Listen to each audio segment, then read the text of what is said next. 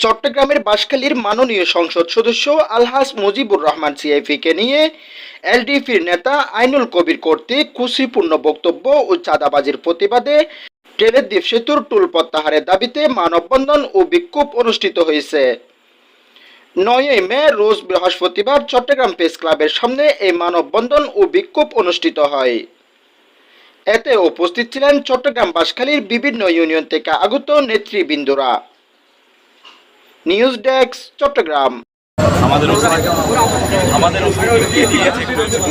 দিয়েছে তার একই সাথে আমি প্রশাসনের দৃষ্টি আকর্ষণ করছি যেন তাকে আইনানুগ ব্যবস্থা নিয়ে শাস্তি দেয়।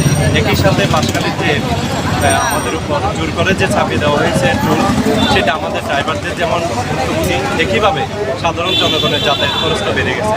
যার কারণে যেহেতু আমাদের তৈলাক্ত সেতুটা অনেক আগেই নির্মিত এবং তার ব্যয় খরচ রাষ্ট্র পেয়ে গেছে, সেই জন্য আমরা চাই বাঁশখালীর তৈলাক্ত সেতুর উপর থেকে যেন